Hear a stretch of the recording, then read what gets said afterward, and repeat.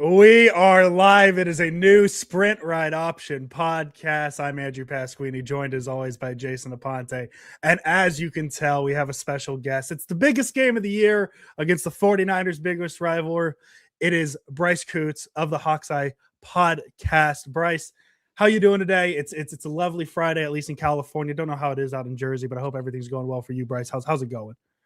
Everything's going well here in the Pacific Northwest, Andrew. It's finally sunny. It's not foggy. We've had a lot of fog recently and some bad weather, so it's good. And yeah, can't wait for tomorrow night. It's going to be one heck of a game for sure.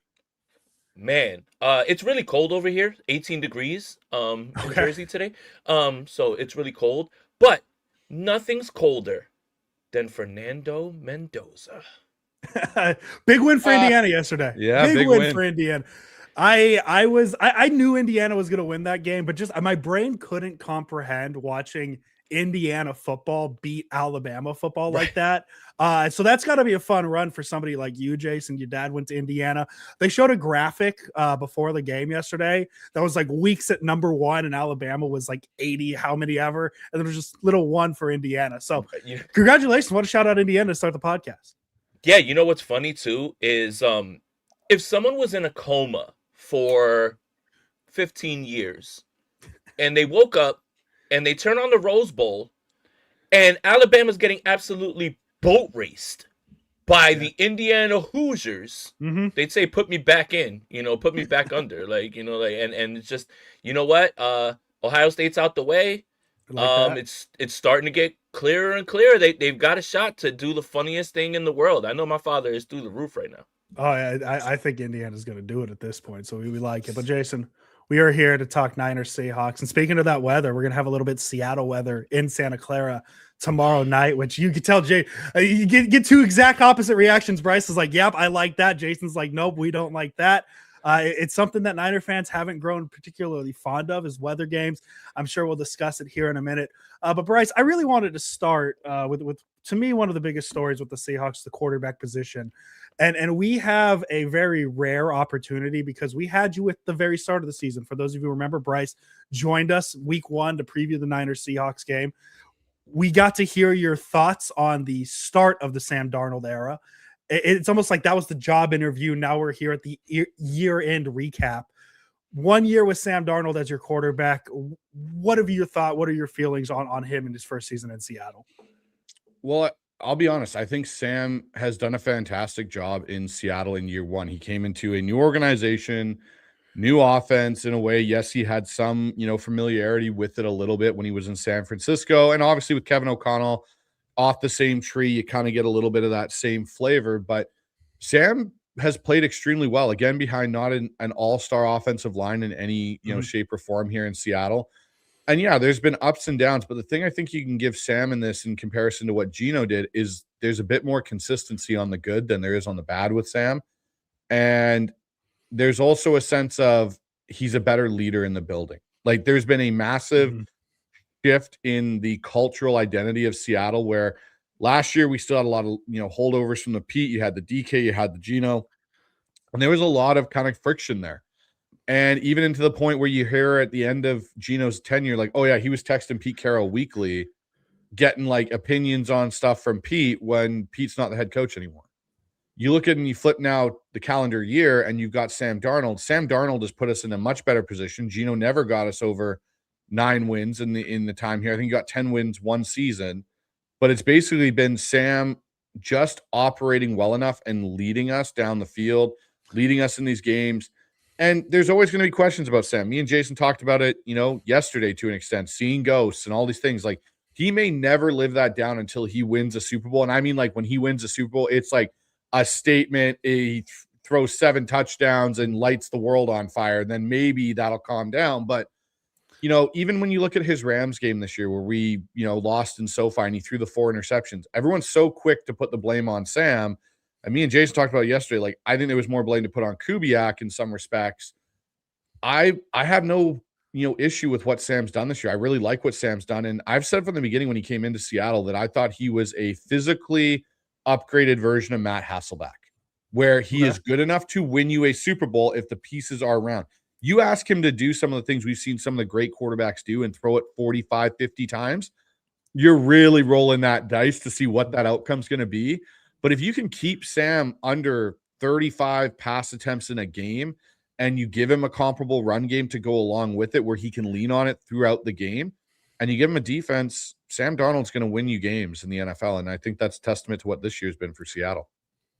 Yeah, I don't think that anybody throwing the ball 50 times is a recipe for winning, regardless. Like I wouldn't want any quarterback doing that, right? But Sam has been fine, and you and I talked about this. It's hard sometimes to quantify what it is that's going on. The offense starts off very hot. We talked about, one of my favorite games of the season is Seattle against Tampa Bay. That was just electric to watch them go back and forth and be in a shootout like that. And then, we kind of broke it down like into, yeah, it is a little bit of Kubiak. And I really, I have strong opinions about why I feel like the offense at times is unimaginative and they don't use their personnel correctly. Again, by the way, for anybody that didn't watch, you should head on over to Bryce's channel, so you can check out. It was a long discussion. We got into X's and O's scheme, all that stuff. It's really good.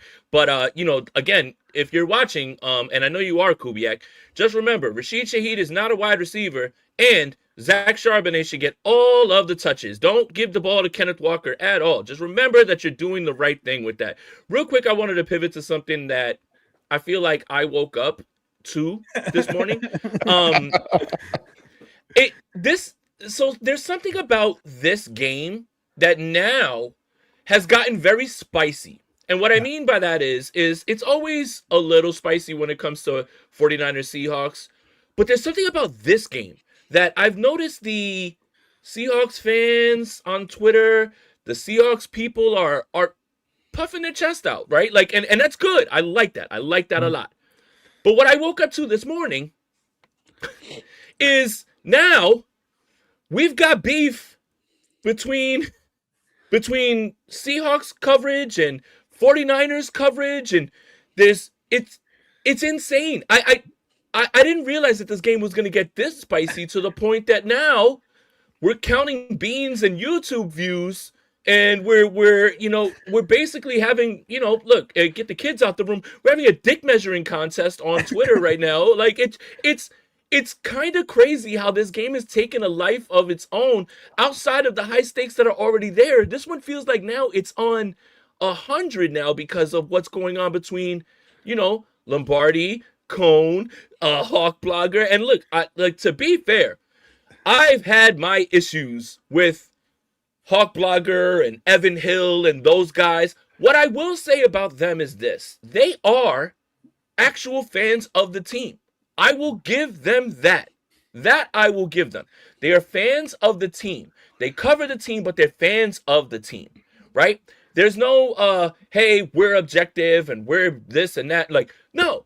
They're clearly Seahawks fans. I'll give them that. I will give them that. And I've had my issues with them because they do a lot of, yapping, and me, I'm a yap master. I'm going to go right back at them. But this is just interesting as hell to me because the people that are involved in this and how this has escalated so quickly is ridiculous. I just think that this game is now on 100 if it wasn't already. It's interesting because this game, Jason and Andrew, now with all this going on the social media aspect, really is starting to feel like the first initial 2012, 2013 Niners, 49ers, Seahawks kind of rivalry where the players did the majority of the talking. And you got into it with fellow fans, but it was like the Shermans and it was the Crabtrees and it was like that whole rivalry you had going on there within the players and the coaches even, right? Carroll and Harbaugh didn't like each other. This whole thing on social media, like I've seen it, and I give Hawk Blogger credit all the time. Like he's now covers the team. He's a beat reporter as well, and what he's done from his YouTube channel and his foundation, everything is absolutely awesome.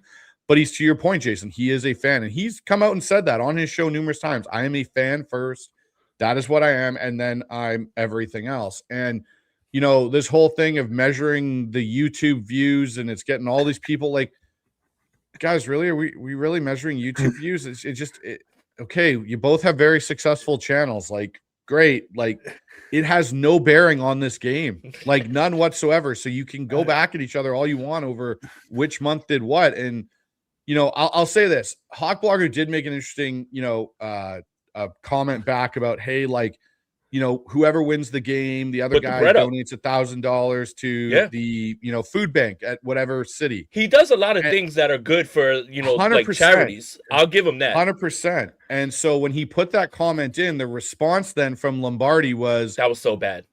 And I was like, when I saw Lombardi's response, I was like, dude, like that's not the way to go about. Like that to me, like it was just like, it's like, dude, it's like you're just adding gasoline to it. Andrew, what do you think about this, man? I mean, look, they don't want us to jump into it because I'll just start flexing our 800, 900 view episodes and just be like, get worked, everybody. I've learned there's a difference between long view and short view ratings. Correct. Did not know that apparently. before today. I had no idea, apparently we're doing that. Listen, the second Hawk Blogger made it about charity and donating, and Lombardi was like, no, I'm good. It's over. It's a wrap. I don't think Lombardi can come back and win this. I think it's a very bad omen for the 49ers going into Saturday night that we got cooked in the first round of social media. And that's important. I mean, you mentioned it, Bryce, the Sherman Crabtree talking back and forth. That stuff is important on the field. And I feel like Lombardi not doing his best Brock Purdy impression here, not putting 49ers Twitter on his back. And he's leaving us out to dry. One more thing I want to say is I was on Bryce's show yesterday, and there were 49ers fans in there. By the way, shout out to the 49er fans that were donating to Bryce. Like, they wanted to get their super chat up, and they were like, they were popping their shit and saying, hey, 49ers by 40, all that stuff. Cool, right? I'm not talking to the people directly here in the chat because we have the same names that we always have in here, and we have our community. But my goodness, man, the Seahawks fans were nicer to me than 49er fans are to me. And if you look at the comments, like, it literally will be a time where I'll say something like 2 + 2 = 4.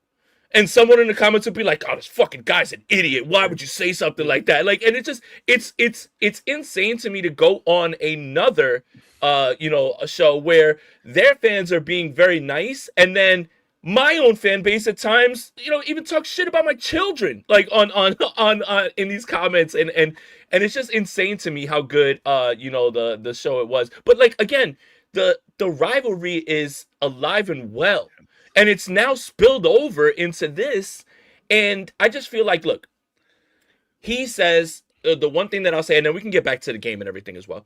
Hawk Blogger did say something that I thought was really like, I hate to say it. It's like that meme, the worst person that has like made a good point. He says, I don't take myself too seriously. And let's put some bread up for charities and everything. For him to just say, you know what, I already do charity stuff or whatever. I don't even care who wins. You care who wins. And I thought it was really, really funny that he said, we're both fans of the respective teams that we cover. And I think that's absolutely true. Like, there's no way that you're gonna lie and say that you're not a fan of the team. Like 100%. Like not for Hawk Blogger. I'm talking about Lombardi.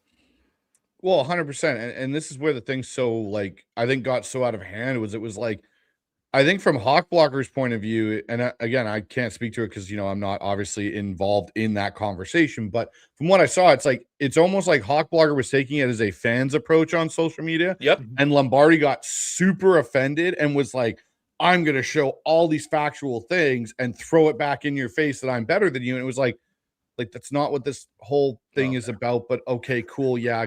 Go with it, like whatever. And again, it's just I don't know. At the end of the day, the players and the teams, the ones that are actually like, and the thing I'll say about the whole rivalry is I like the fact the spice is coming back to this rivalry. It's been kind of, I'll be honest, dead in my opinion. Like dormant. It's there, but it was like a historical rivalry. Like we always kept referencing back to the LOB era and like, when you guys had Kaepernick and Alex Smith and that whole group of players you had back at that time.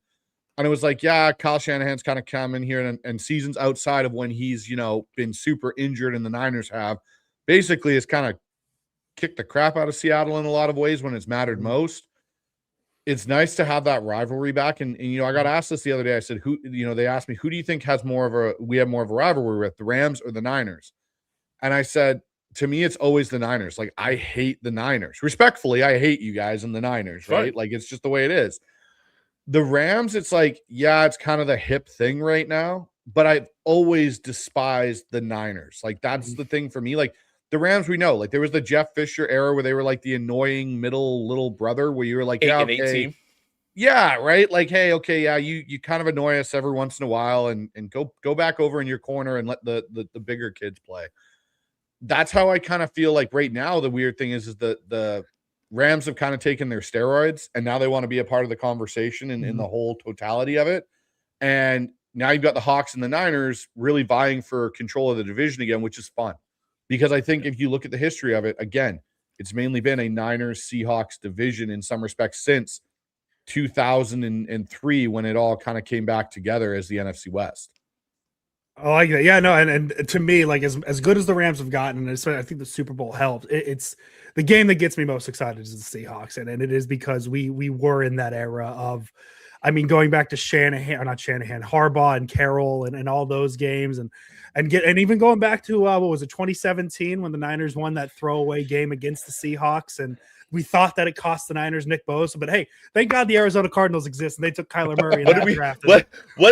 Literally, that's what we said yesterday, Bryce, is we believe that whoever is going to represent the NFC in the Super Bowl is going to be from the NFC West.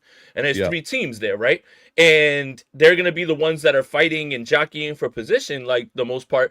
And you've got Arizona, who's like, you know what? We're going to run it back with Jonathan Gannon, man. And thank you guys. Like, we appreciate it, man. Like, yeah, like keep giving us those wins, man. Like we really appreciate that. But it is interesting to see the rivalry get back there. And a little bit to Bryce's point, right?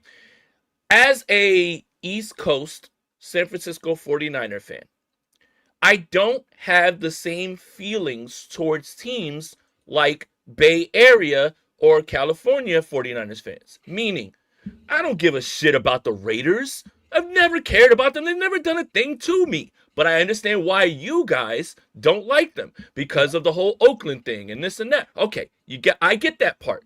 I don't care about the Rams until recently. I get why you guys did. The Rams never did anything to me, right? So when people are like, oh, I can't stand the Raiders, I don't give a shit about any of that. The Raiders suck. And I don't like, I understand why it's like in that proximity, right?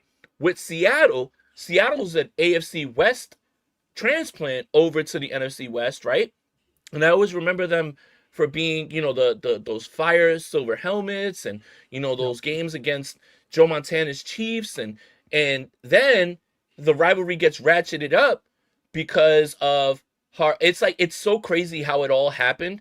Harbaugh comes over, Carroll comes over. They hate each other. Crabtree starts popping off at Richard Sherman at a softball game and talking about how he's going to put up 225 yards on him the next time he sees him. I don't think he ever put up 225 yards altogether against Richard Sherman, and that's why Richard Sherman pops off on him.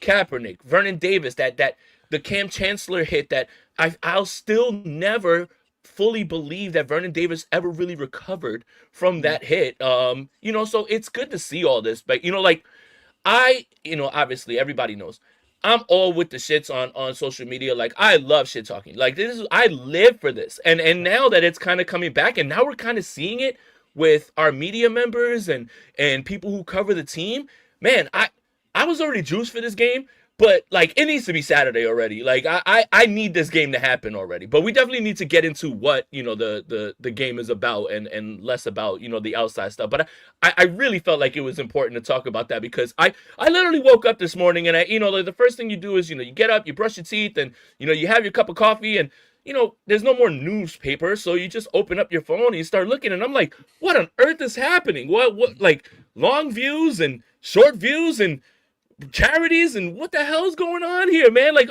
can we get some analysis on the game? Can you tell us where the advantages are?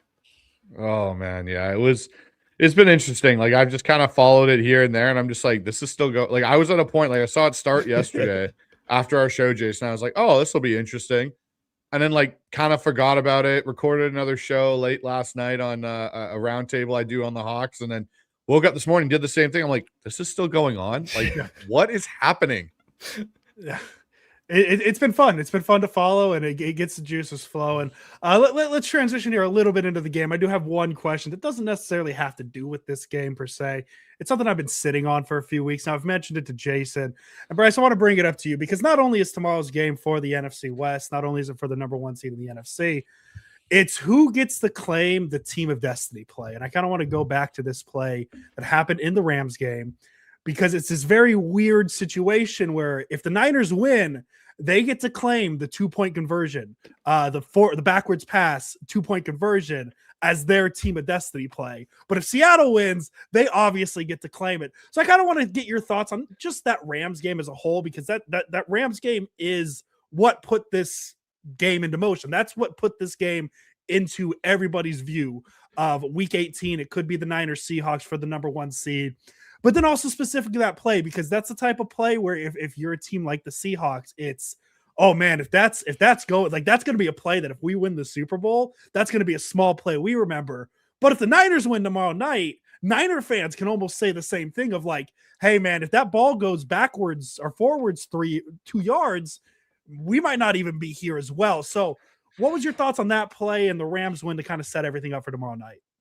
So it's really funny. So again, the end zone that play occurred on is the same one the Fail Mary occurred in. It's the same one of the weird 2-point conversion throw across the field to Luke Wilson versus the Packers. The same end zone that, KJ Wright punched out Calvin Johnson's ball when he was about to cross the end zone. Like there's so much that has gone on in that particular end zone. I swear to this day, when they built that field, someone buried a lucky 12 coin or something in that end zone for the amount of things that happen over there where you're just like, don't understand how it happens. It just does. And weird things happen on that side of the field. And with that particular play, like,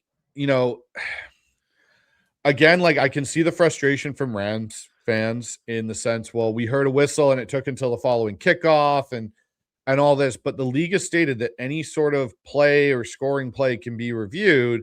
Now, I get that language hurts it in that situation because it wasn't viewed as a scoring play.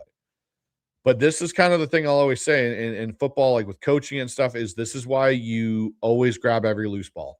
You never know what the situation's going to be. And Charbonnet's admitted, like, he's like, we just practiced that, just grab the ball. He's like, I didn't grab it to score. He's like, I just grabbed the ball and was in the end zone. Like, that's what happened.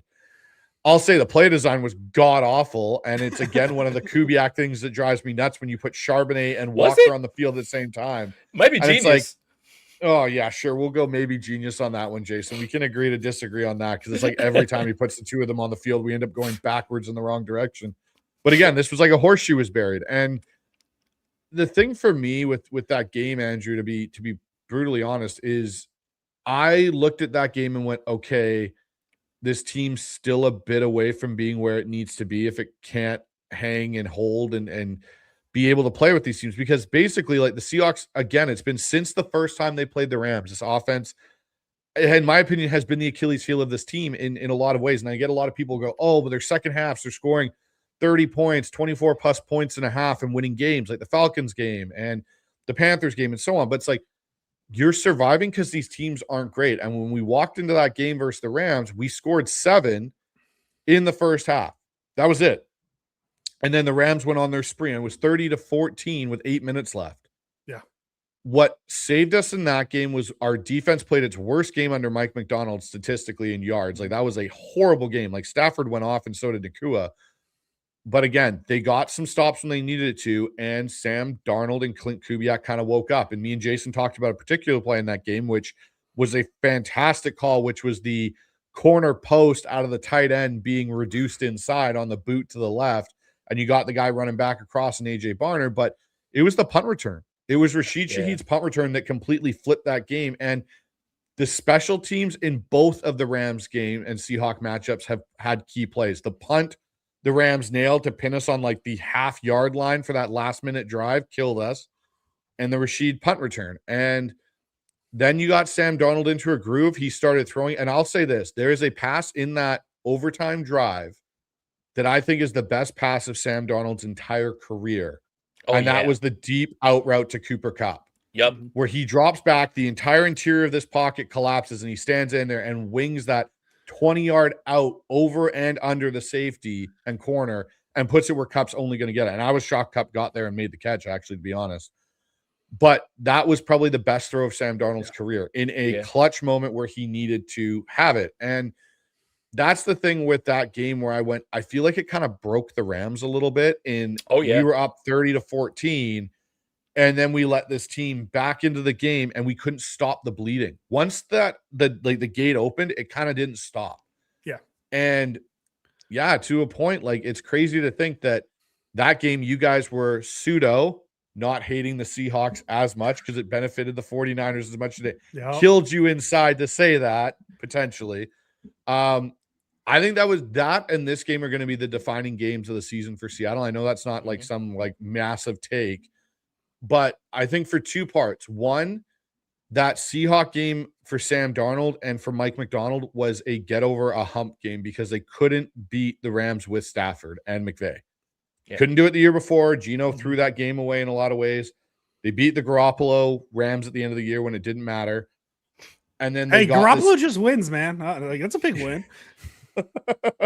and then they basically, got their opportunity in prime time, lights, everyone's watching, and they were able to pull it out. Now, the thing for me, this is a statement on, okay, is this team a year ahead of schedule?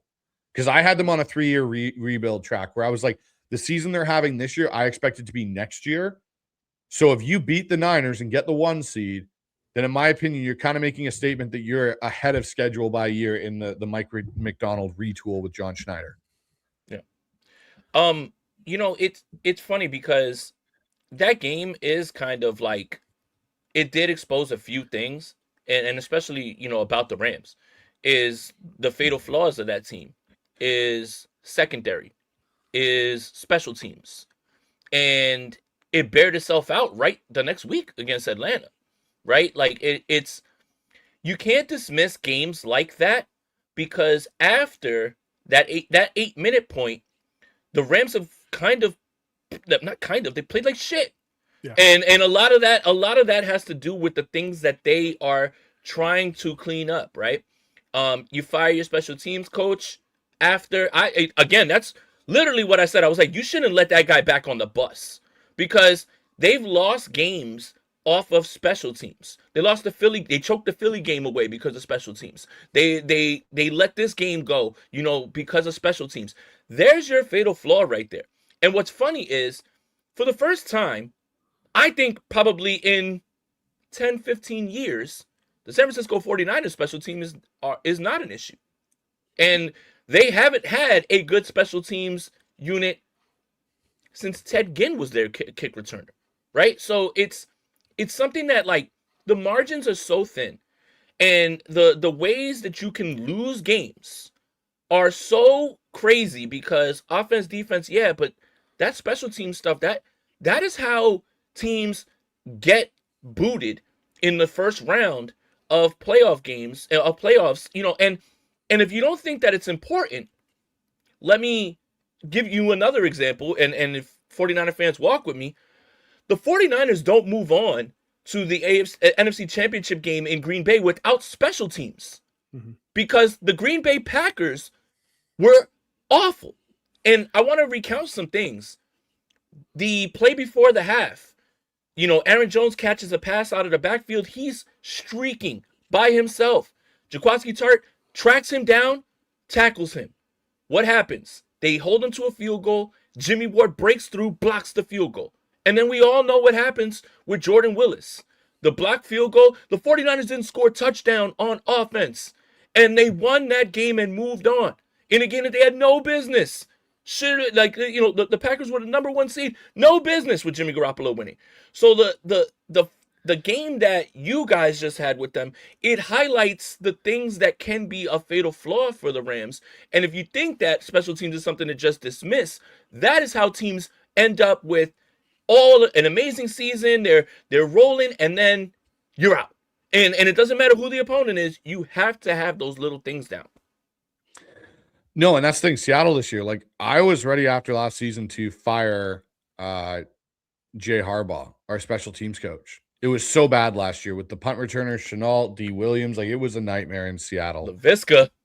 Yeah, it was not a good run in Seattle. And a lot of us in Seattle were kind of like, hey, like preseason, it's not looking good. And all of a sudden we've got the number one special teams unit. Even prior to acquiring Shaheed as a returner, we still have one of the best special teams units in the NFL. And I agree with you, Jason. It is a forgotten part of most games on how key it can be, whether it's your kickoff team, your kicking game, your coverage game, like the amount of times it can flip the field, especially with the new kickoff rules. Having a kicker that can get that ball on the 2-yard line every time and force a returner to return it is mighty important, especially some of these guys that can do the wicked squib kick where they just drop it inside the 20 there, right? And get away with that. But the other thing in that game that I'll say that I didn't understand from the Rams perspective watching it was you're up 30-14 and they stopped being aggressive, but they also stopped running the ball as much. And they got into a bit of a pass, high volume pass attack. And I get it, like it's working, but your run game is one thing I think that sometimes the Rams bail on in games when they shouldn't. And they get into these drop back pure situations. And Matthew Stafford, in my vote, is MVP this year. I think he's played as the best quarterback in the NFL, but even he needs a bit of a run game or screen game to kind of go to. And I didn't see as much of the 13 personnel that I expected to see out of the Rams at points when they were up 30-14. Like They started the game. I think the first like 7 or 8 plays were all 13 personnel. And I was literally telling my buddy, like when I was putting in my parlay, I'm like, dude, I'm all over these Rams tight ends because they're just going to come out and hit them with 13 all the whole time. And they started the game that way. And it just got away from it. Yep. And that's where I look at it and I go, I kind of was like, okay, like if that's how you want to play it, the problem is you're going to let a team like Seattle that can live in explosives find their way back into a game through a punt return. And then it all just kind of started rolling. Perfect. Let's just grab this Robert donation. Thank you very much, Robert. Funny thing is this game hinges on Sam Darnold, Purdy's backup. We all know how this ends. Revenge game. I mean, Jason and I always talk about revenge games. And this is a big revenge game for Sam Darnold. So that's I don't know how we'd all know how it ends because I mean we saw Darnold do it against the Rams, and we talked about kind of the Seahawks issues on offense. The Niners have severe issues on defense, but I want to talk about the Niners offense against the Seahawks defense here for a second, just because they're kind of both in this interesting spot where they're both on fire. The Niners have scored 37, 48, and 42 points their last 3 games, but none of those teams are they're all in the bottom 10 of scoring defenses. So the Niners have taken advantage of some poor defenses. The Seahawks, on the other hand, if you go back the last 5 games, 0 points to the Vikings, 9 points to the Falcons, 16 points to the Colts, 37 points to the Rams. Obviously, that's the outlier. And then 10 points to the Panthers. Minnesota, Atlanta, and Carolina all in the bottom 10 of scoring offenses. Indianapolis, they are in the top 10, but that was the first Phillip Rivers game. So maybe not the top 10 offense you're used to seeing. This is a very rare game where I feel like both sides of the ball of Niners offense, Seahawks defense are playing some of their best ball of the season. Something's going to have to give. Obviously, Jason and I are hoping that the Seahawks defense are the one that gives up. You're hoping the Niners offense is the one that gives up. Tell me the keys to the Seattle defense that Niner fans might not know that are going to help them slow down this very high-powered Niners offense in the past couple of weeks. So part of it for Seattle's defense is it's finally together. Because when we played you guys in week 1, we lost Nick Eamon-Warry 4 plays into that game. We had to move a safety in Ty Okada, who's going to probably start in this game at a more natural spot. In game 1, he had to play in the box, which he's not comfortable with. Our weak side linebacker position was a bit of a mess. Tyrese Knight, who had an outstanding rookie year, struggled early in the year. He had some health concerns and couldn't get things going. And then our pass rush wasn't really whole yet. Chenna Nwosu hadn't come back. So Seattle, for most of this year, has been putting up great numbers, but they've kind of been missing pieces. Julian Love goes out for 8 games, and, Reek Wolin gets concussed, and there's all these things that kind of, we lost Witherspoon for 4 games. They've now played at least 4 games where the whole unit's basically been together. Okay. And having Nick Eamon-Warry and, the fact that the NFL decided to let Mike McDonald get their hands on this guy in the draft. I hate it. I figured Jason would feel that way. Absolutely hate it. It's kind of one of those things where it'd be like letting Sean McVay get the top quarterback prospect of the last 10 years end up in his lap. Like you don't give guys that are geniuses with certain things that opportunity of a weapon like that. And Nick Eamon-Warry can do a lot of things for us because we can move him inside to will linebacker, and he can play in that situation and be completely fine carrying 225 pounds on his frame at 6'3" and move. And so, Drake Thomas has been a good addition at linebacker for us as well, where he's now stepped into that role. But the biggest thing for Seattle and what's kind of happened, and I think is really interesting, is their pressure rate is one of the tops in the NFL, but their blitz rate is the lowest. It's bottom 5 blitz rate. They don't blitz very often. Like, I'm looking at the stats right now. Seattle currently is the 3rd highest ranked pressure team at 35%, and their blitz rate, they are the 29th in blitz rate of NFL defenses, which means they blitz at only a 13.75%. So when you look at that, that changes things, because now, and me and Jason talked about this last game, is the sim pressures that they can do and walk up 8 guys to the line, and you got a mug look on one side, and all of a sudden the 2 guys that you think are coming aren't, and they're dropping off, and they're not just dropping straight back, they're dropping across field, and you get caught in these weird looks as a quarterback where it's like, the picture I saw at the beginning and the picture I ended up with are not even in the same universe. I don't know how they did it, but they did it. And that's where Seattle's seen a lot of their success in that regard. And, again, for a team, and the one thing I'll say in this situation for Mike Macdonald, I think that's a bit of a feather in his cap, is he's now gone up all year in practice, in training camp, against an offense of a similar formula. Where last year with Ryan Grubb, he didn't. Clint Kubiak knows and basically bases his offense off of what Kyle does, and Mike Shanahan and Gary Kubiak have done. So being able to go against that and understand the nuances of that, it allows Mike a little bit better understanding than just what he sees from Kyle or Sean in game, in film. He gets it in the building every day in conversations. And I think it's going to allow Mike to do some things that we saw, again, in the first game. That was a slug out, ugly football game in week 1. And I get it's week 1, and we all kind of, as content creators and guys that cover teams, we kind of throw it out the window because it's like, week 1, whatever. Again, that was a divisional game that came down to turnovers and, a chess match. And I think it's going to be the same thing this Sunday or Saturday, I should say. This game, it obviously the rivalry, right? But this game is so much strength on strength. Offense and defense, and these are like actual numbers, and I tweeted one of them out, and I thought it was really, really impactful. Think about this. Late game success rate for the 49ers, 55.9%, which is first in the NFL. And that's how you close out games, right? Late game success rate, late in the clock, getting down the field. The Seattle Seahawks are number 2 on defense, allowing 39.6% late game success rate. Red zone EPA, the 49ers are first, 0.21. Red zone EPA on defense for Seattle's defense, number 2, minus 0.18. Remember, minus is good on defense. That's what you're looking for. Other things, this is ridiculous. The 49ers middle of field percentage, second in the NFL, 27.2. They are 11th in EPA. The Seattle's defense faces the 9th highest middle of the field throws at 19.2%. They are 4th defending the middle of the field in EPA, minus 0.03. Like, this is so much of like unstoppable force, immovable object. And what we were talking about, Bryce, is I want to see this 49ers offense do this against a caliber of defense like Seattle, right? Chicago, fine. Indianapolis, I think they have a good defense. Okay, right?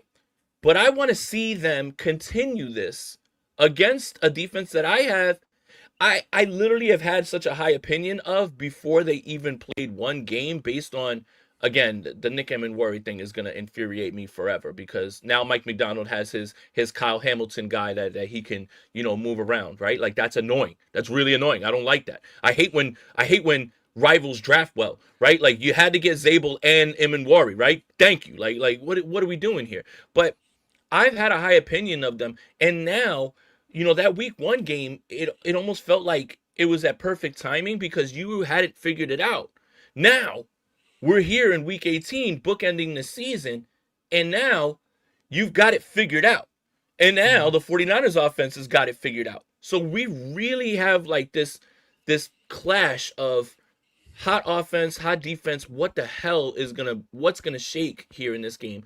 That's what makes this game so intriguing. Like, if this wasn't 49ers Seahawks, I'd be juiced for this game regardless, because of the strength on strength aspect of it, and it's gonna be who's gonna blink first, and the chess match, Kyle and Mike McDonald, and what have we learned, right? Like in week one, the Seattle offense was ahead of their defense. Now I think Seattle's defense is ahead of their offense, and again, like you said, Nick Bosa closes that game out with the strip sack at the end. Now no Nick Bosa, now no Fred Warner. Like the way that this, and it does feel like you said, that game feels like last year.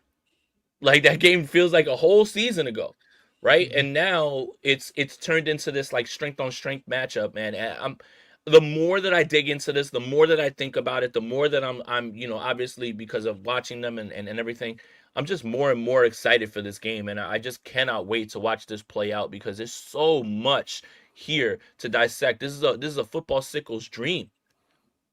Oh, it really is. Like for me, like just diving into the stats, diving into play calls and watching these two teams. Like I've gone back and watched that 49ers Seahawks game in all 22, and I'm like, one, I didn't recognize Seattle's offense because it's such a departure from what they've done this year. We lived in shotgun that game. We barely ran any play action. It was all quick little passes and screens, which is something we haven't done. But now we look at it and it's a completely different thing. And that defense is completely different. And to a point, your defense is completely different than where it was at the beginning of this year, mainly due to the injuries. And that's going to be something I think, that will be interesting to see how Seattle comes out in this game, because if I'm sitting there, and it was kind of odd listening to Clint Kubiak's press conference, it kind of annoyed me yesterday listening to it because he sounds so frustrated by the turnovers. And it's like, okay, well, you as a offensive coordinator, and I get guys got to go out there and execute, but you also have to put guys in the proper position. And a lot of these interceptions, if I'm looking at it, I'm going, yeah, it's because your play design is so tendency based that teams figured it out and can jump things. Like the Rams game, they jumped those calls. They knew they were coming. Hey, there's a slant coming on one side here from the wide side. We'll just sit and drop two defensive linemen into rat holes and see what we get. That's where I look at it and I go, okay, like, are you going to be aggressive? Like, you have to come out and let it rip in this game because of the 49ers being in a state of a bit of flux in the injury position, and really put it on them that you're not going to kind of hold any cards to your chest when it comes to your offense in this game, because I have no concerns about Seattle's defense in this. I think they're going to play well against Kyle and what your 49ers offense, and it's going to be a slugfest. The question for me in this game is more on the other side of, can Seattle's offense put up more than 23 points in this game versus 49ers defense? Yeah. Oh, go ahead. Real quick, Andrew, like I see, I see the Darnold will fold, right? And going back to the super chat, shout out to Robert.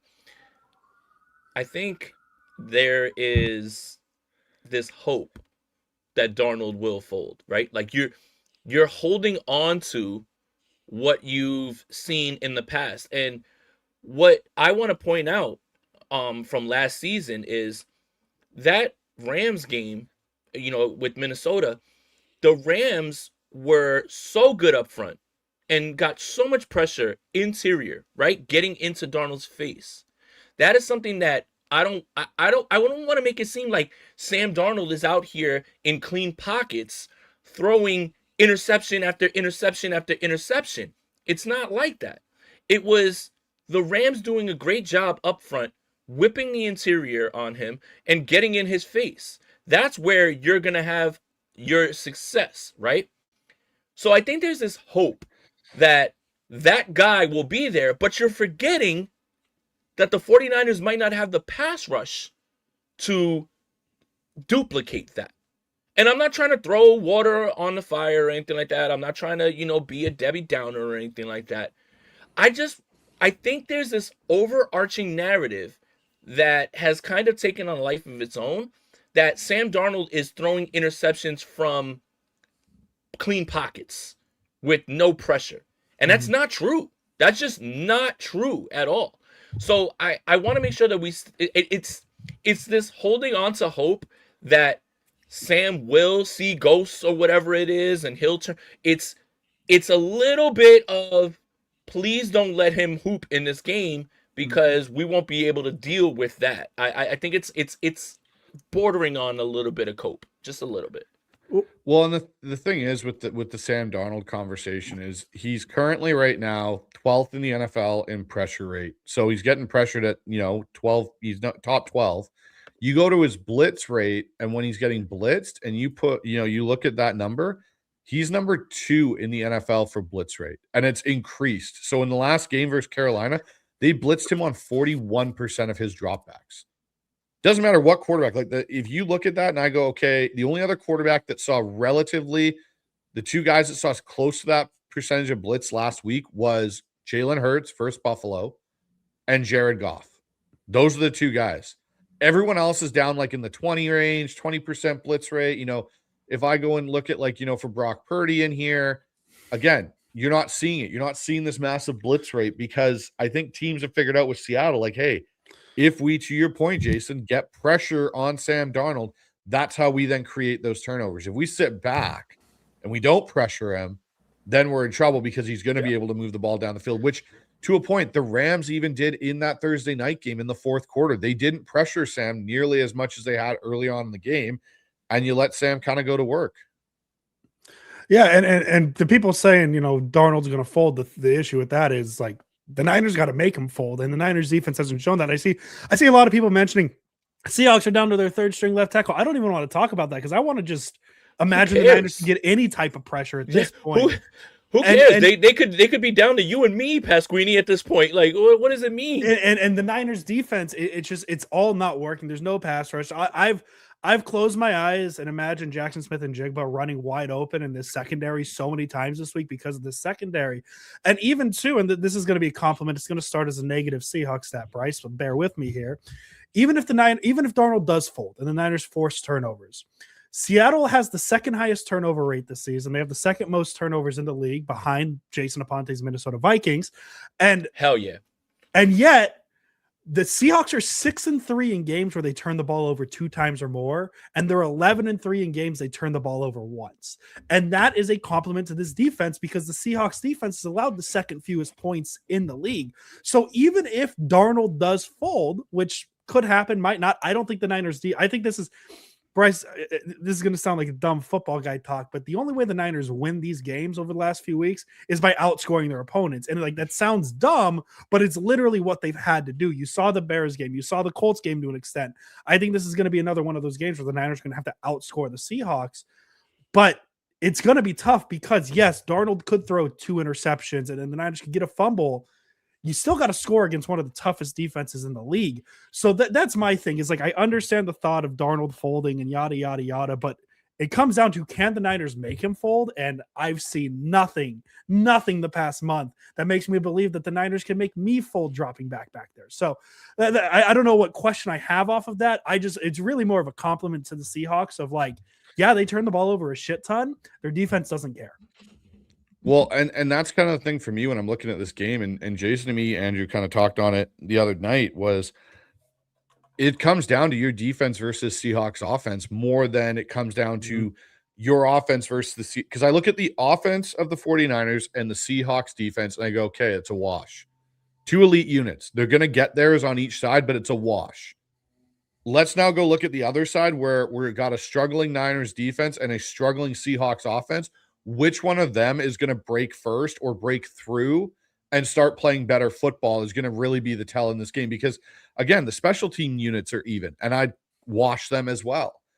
Here's what I'll say, and this is going to bug Jason, and I know he's going to say the complete opposite of me, which is totally cool.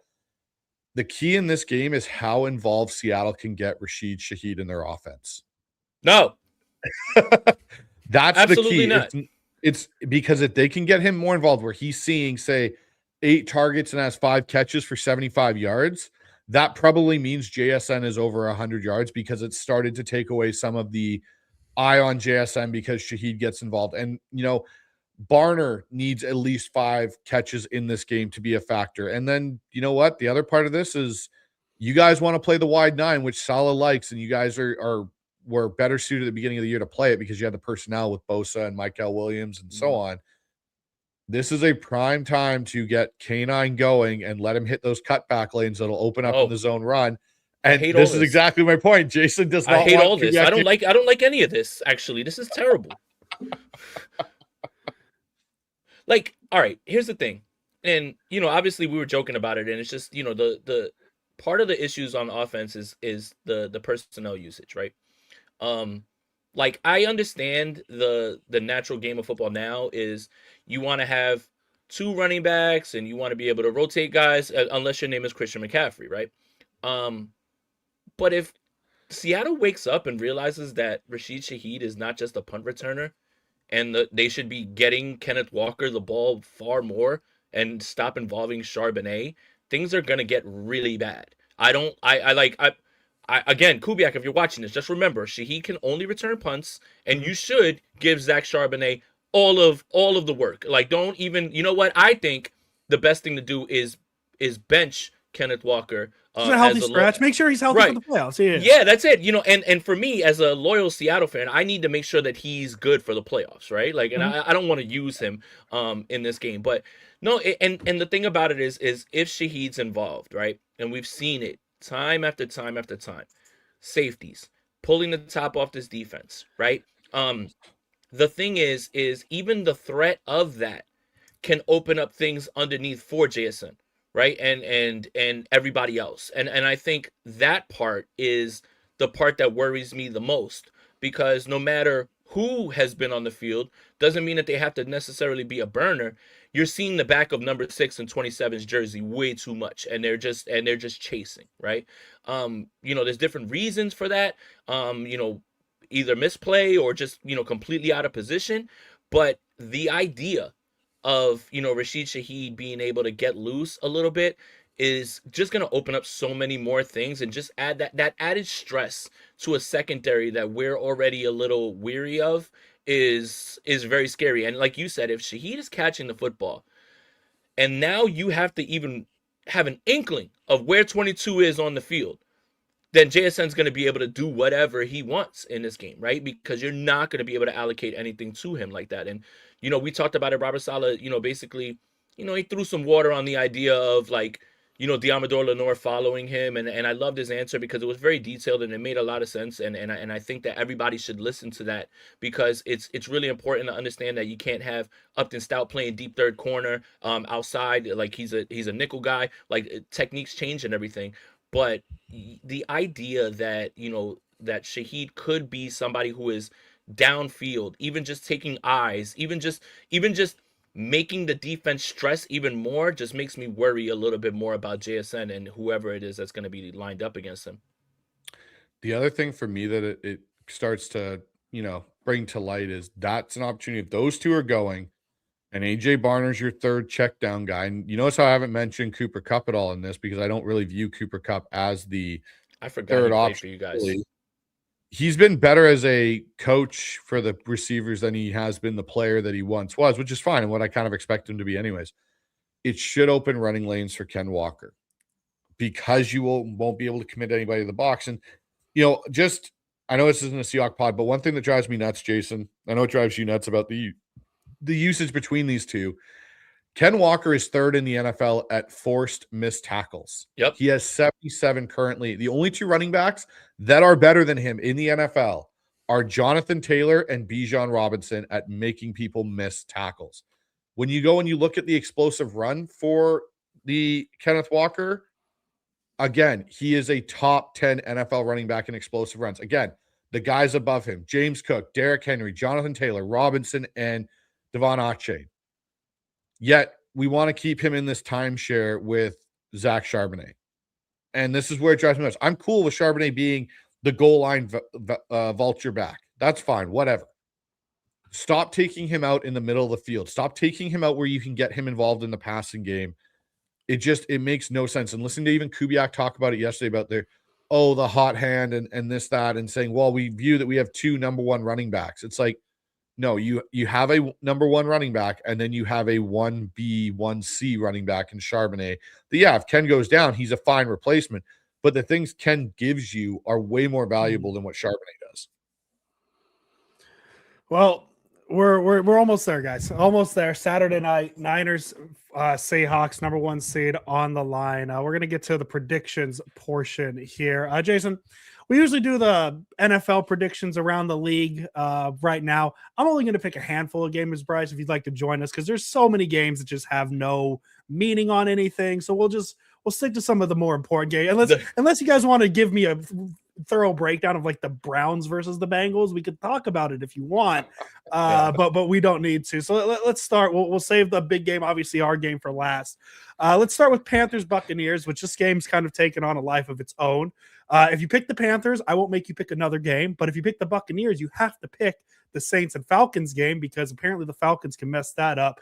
I like chaos, so I'm going to pick the Buccaneers, and then I'm going to back it up with a Falcons win on Sunday, just because I think that would be the funniest outcome. Just all this hype of the NFC South coming down to the Week 18 game between the Panthers and Buccaneers, only for the Buccaneers to win and have the Falcons screw it up. I think that'd be the funniest outcome of the year.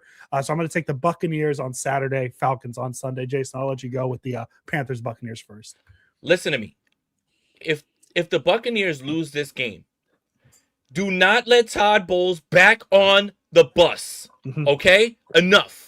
All right. I don't know why that frustrates me so much, but I'm just watching a guy who is absolutely floundered, is losing his mind in press conferences, cursing. That team is fractured, and it's so crazy that Bucs game, that loss for the 49ers, it has aged horribly because the Bucs have completely fallen apart. Yeah. But the Bucs better win this game. So I'm going to take the Bucs, and I am going to take the Falcons as well too. But stop playing with Tyler Shuck. And the only reason that I'm gonna give the Falcons the nod here is Chris Olave had that scary the surgery and everything as well too. He's been incredible. But Tyler Shuck is the offensive rookie of the year, and that's who I'm putting my stamp on. So the Saints have been really frisky lately, and they've been like they've been really, really good. But I am going to give it to the Falcons, and I do think that they are going to do the funniest thing as well, too. Yeah, I'm there with you guys. I think the Bucs can win this game because it's at home, and I think that gives them, because the game before in Carolina was as close as it was, and basically was a Mike Evans, Baker miscommunication that caused that game to end the way it did. I think also that the Falcons with Bijan and the way that they're playing with Kirk, they seem to have a little bit of an offensive swagger to them again. They just are coming off this big win over the Rams. And I like what Tyler Shuck's doing with Kellen Moore in New Orleans. I think they may have something there to kind of build off of. I just think that Bijan Robinson's playing as the top running back in the NFL, and I don't know if there's anyone on the Saints really that can handle him. And I think that's going to lead. I don't think it'll be a blowout. I think it'll be a close game, but I think the Falcons win and screw it up for the Bucs. What I will say is no matter what the Bucs do, win or lose, Todd Bowles cannot be your head coach next year. Like after his comments following their loss to the Falcons, and it's really funny because I saw I can't remember, some guy on social media put it out there where he goes, there's two fan bases right now in the NFL that are regretting the fact that their team let their coordinators out of the building. One is Baltimore for letting Mike McDonald out of the building, and the other one is the Buccaneers for letting Liam Cohen out of the building. If you had gone with those two guys, both those franchises, I think, are in much better places than they are currently. This is just a Jason Aponte pick game because we have a segment here. Jason Aponte talks about the Minnesota Vikings. It's Clayton Tune and the Green Bay Packers heading to Minnesota to take on J.J. McCarthy and the Minnesota Vikings. Jason, I'll let you pick this game. You are about to get 9, Green Bay. Let's go, Minnesota. So Minnesota, they can have a chance to finish with a winning record against all odds. So yeah, JJ McCarthy's cleared. Green Bay is benching everyone. Let's go Vikings. Give me my Vikings. And it's been an interesting ride. I will say this, and I don't, I'm not somebody who likes to toot my own horn, but I covered 3 teams, and ever since I took over for the Saints and Vikings, they've just been winning. And the 49ers are winning as well. So you're welcome, 49ers fan base, Vikings fan base, and Saints fan base, because as soon as I take over, the wins start piling up. I like it, Jason. I like it. Let's just go on to the afternoon games here. Chargers Broncos. This is an important game because a Broncos win clinches the number 1 seed in the AFC for Denver. But if they lose, that opens up the door for the Patriots who play the Dolphins. A lot of games kind of relying on others. I as much as I want to take the Chargers because they're just kind of hot, I'm going to take Denver. I think Denver at home, especially is Is Herbert even playing? I don't think Herbert's playing. So yeah, definitely. I'm taking Trey Lance, Denver. baby. Oh, Trey. Oh, wait a second. Now, wait a second. I might have to take. No, I'm taking Denver. Ooh, this is interesting for me. I'm actually going to go with the Chargers. And Trey Lance. And Trey Lance. I think that, and the reason I say that is I think we saw it a bit in the preseason with Trey Lance there and what Harbaugh has been able to do. And Harbaugh is very good at putting quarterbacks in good positions to win. I look at it and I go, his legs, and I think, there's something that's, as much as Denver's been good this year, I don't look at Denver as the threat that they are sitting as high as they are. I look at the, there's just things about their offense. Like, yeah, they can, have moments and spurts, but they're somewhat like Seattle. They're just inconsistent. And I like Jim Harbaugh as a play caller in a trench warfare, gutted out game than the Broncos. Yeah. Tommy, thank you for the donation. No team won Super Bowl losing to Burp Funyuns. Is that a reference I'm supposed to know? No. You're good. I think the chat gets it and everything as well too. Chat gets it. That's all that matters to me then. Yeah. So I know that 49er fans have this love affair with Jim Harbaugh. I don't. Okay? Because Harbaugh would have, with this team and Shanahan and what are we holding on to? Harbaugh lost a Super Bowl. Harbaugh lost NFC Championship games. Harbaugh is the quarterback whisperer, right? Mm-hmm. So I feel bad because I always want to root for Trey Lance, but I don't need Trey Lance going out there and lighting it up. Because I don't need people to say, "Oh, look what Harbaugh is doing with Trey Lance and what Shanahan couldn't do and who's the better coach." I don't need any of that shit in my life. I don't. Because the love affair with Harbaugh has gone so far that you have lost sight of the fact that Kyle Shanahan is a better coach than Jim Harbaugh is. Today, tomorrow, every single Sunday. So I don't need Trey Lance going out there and lighting it up because that's only going to gaslight the people that are the Harbaugh lovers, right? Look, I'm happy that he was here. We had some fun. He wore khakis. Bye.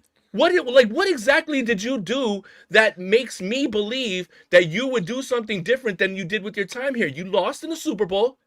You lost in the NFC title game. You lost in the NFC title game twice. But yet, Kyle Shanahan gets ostracized and yelled at for all of that stuff. And Jim Harbaugh is all of these things and can't do anything wrong. So, all that to say, Denver's going to win this game. But I feel bad that my hatred for Jim Harbaugh is now coming to the point where now I don't want to see Trey Lance succeed. Yeah. I like it, Jason. We're going to go Sunday night game. Probably should have been the Sunday night game, in my opinion. I think Niners Seahawks should have been in this slot, but hey, neither here nor there. They're playing football on Saturday. Ravens Steelers, Lamar Jackson just literally within the last 2 minutes. Good to go for Sunday night.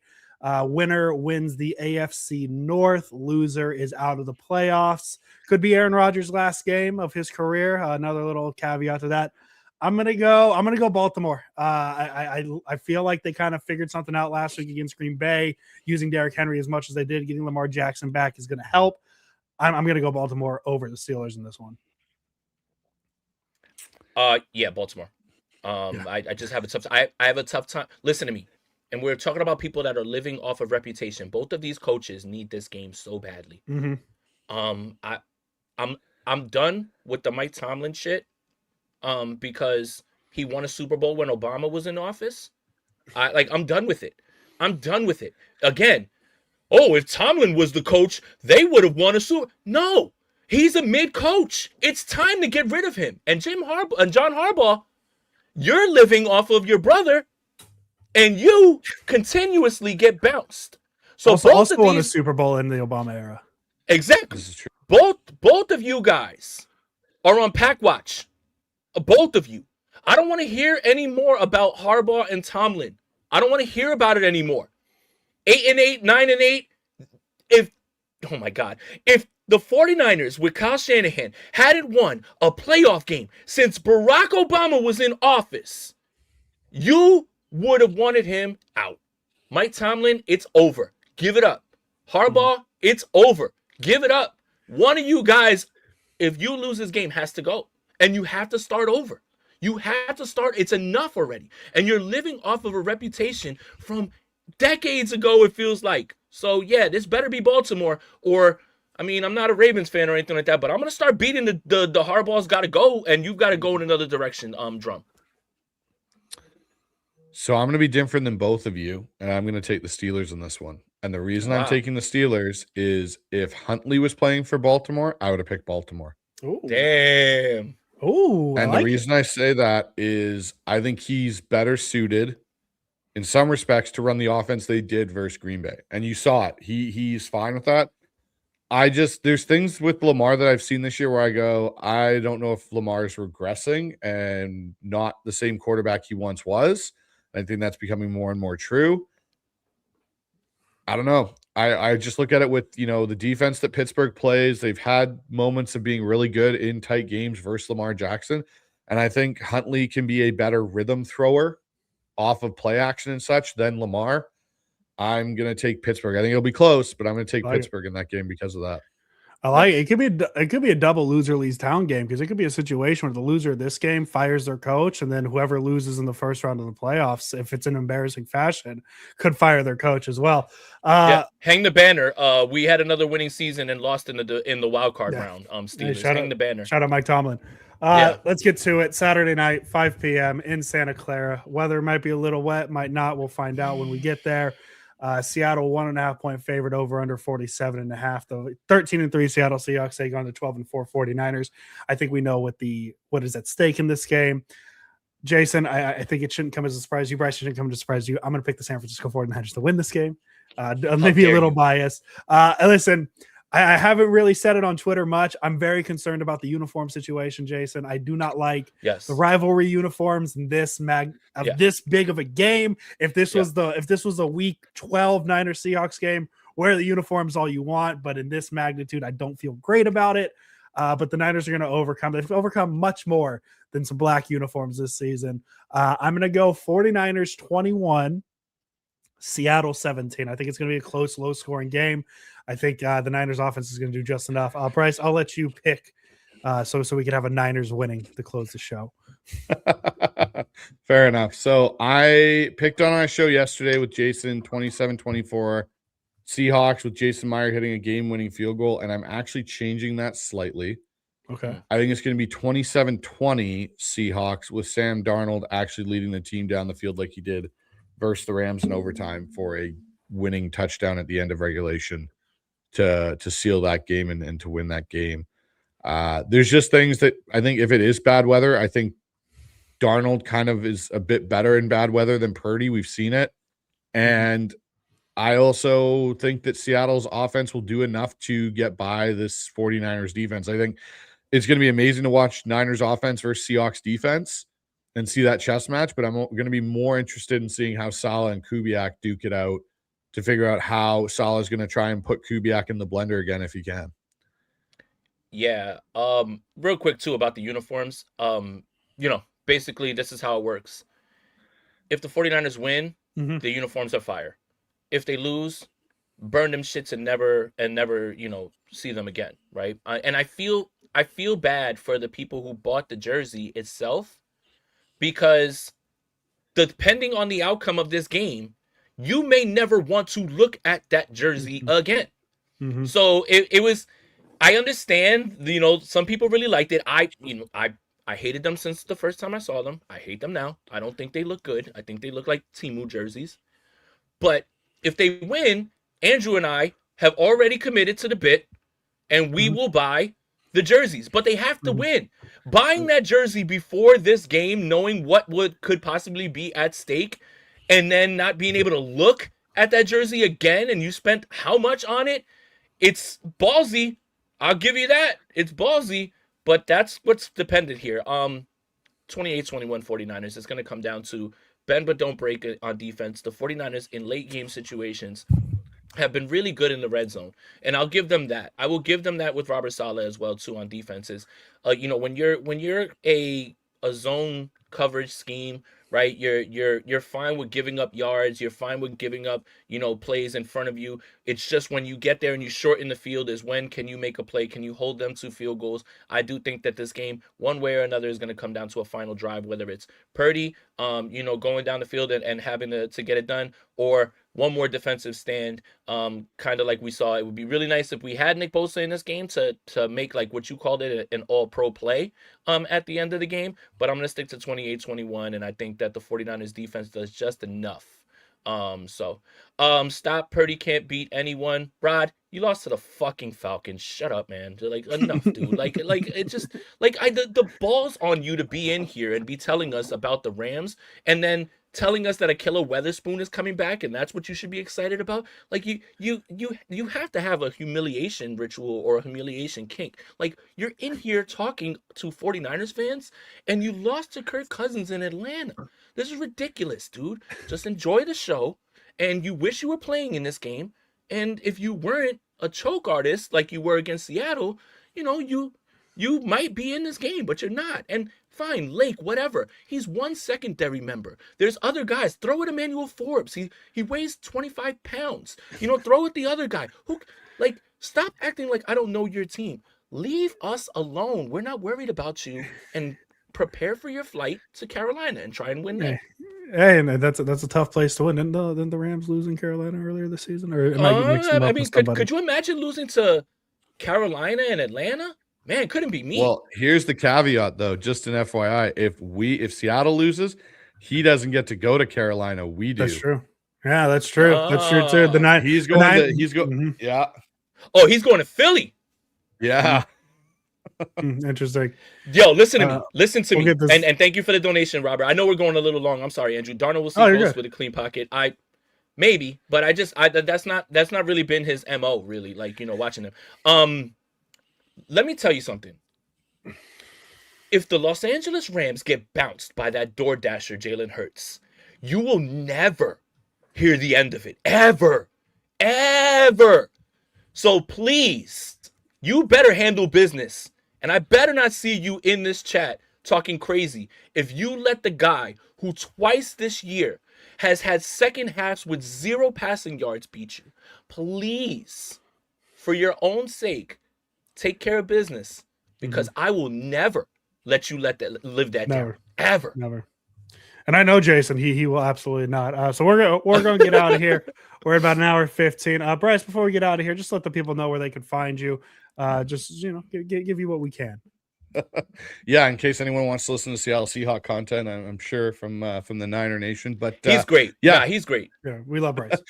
You can find me at the Hawks Eye podcast on YouTube and Spotify, and then you can find me on Twitter at the Seahawks Eye. So yeah, that's basically kind of where I live and what I got going on. Well, all right, real quick before we go, Alberto, I don't know if you know the rules. We don't say his name. It's he who shall not be named. Yeah.